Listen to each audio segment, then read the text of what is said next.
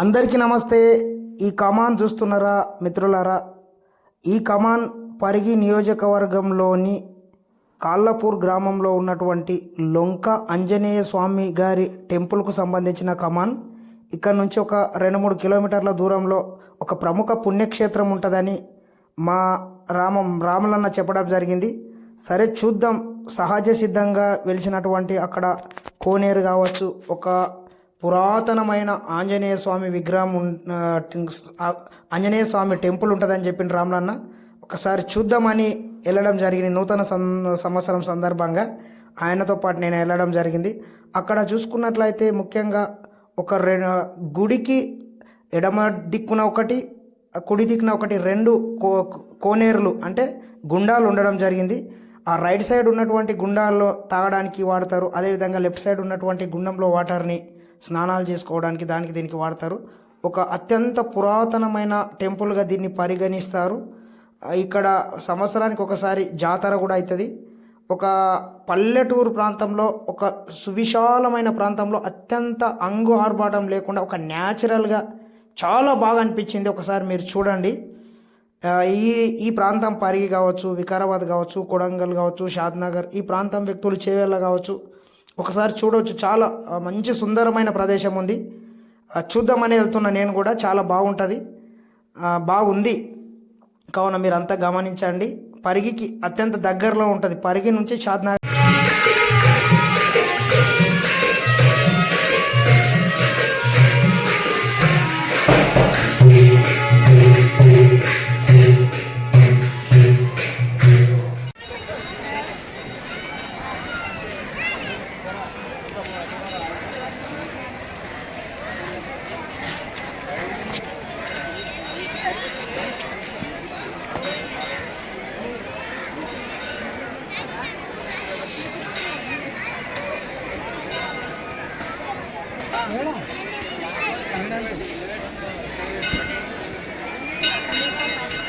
లొంక ఆంజనేయ స్వామి temple.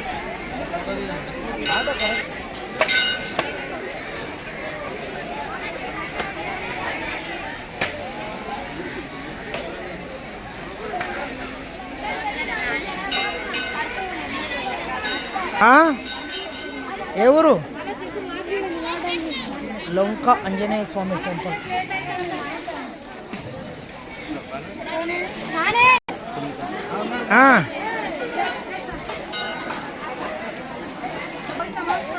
కోనేరు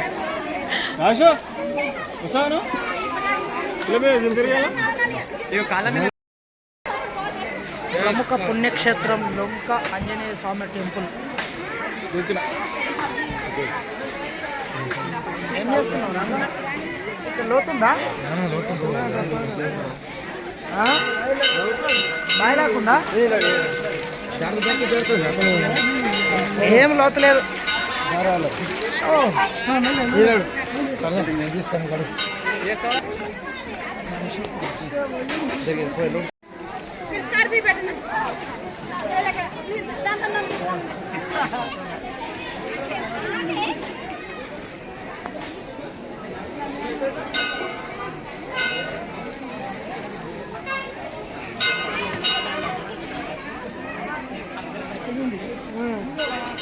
నేను ఇంతసేపు on చేయలేదు తెలుసా?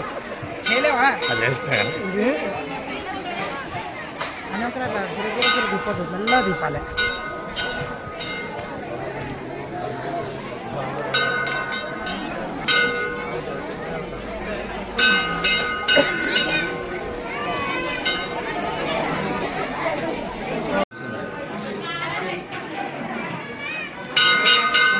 గుహ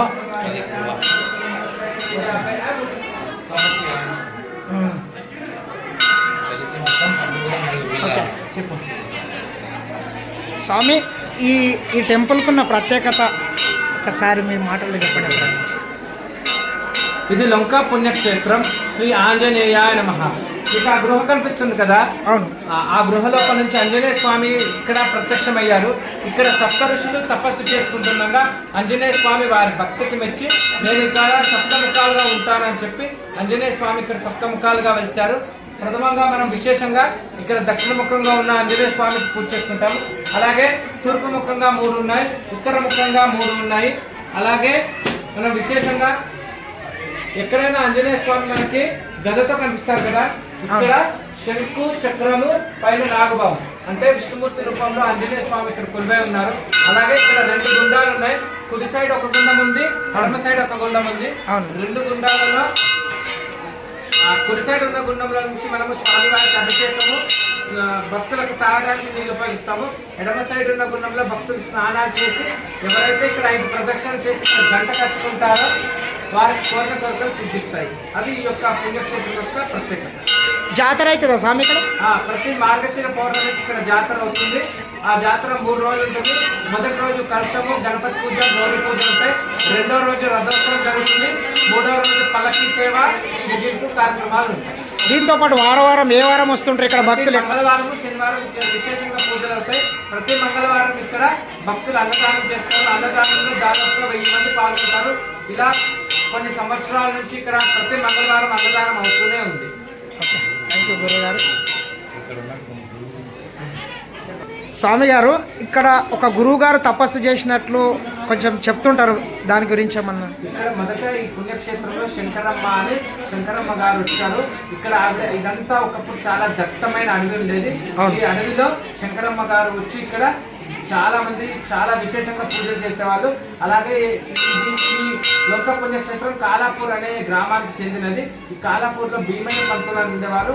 వారు శంకరమ్మ దగ్గర ఉపదేశం పొంది శంకరమ్మ గారు పరమపదించిన తర్వాత భీమయ్య పంతులు ఇక్కడ విశేషంగా పూజలు చేస్తారు.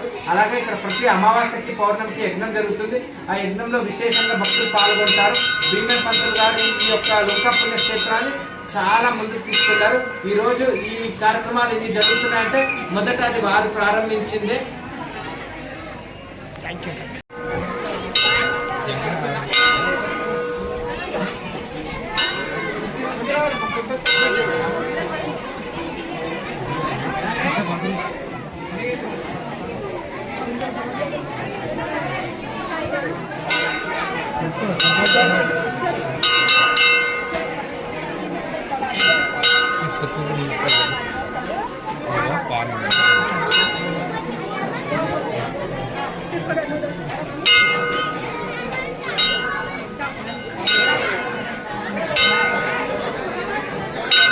లోపల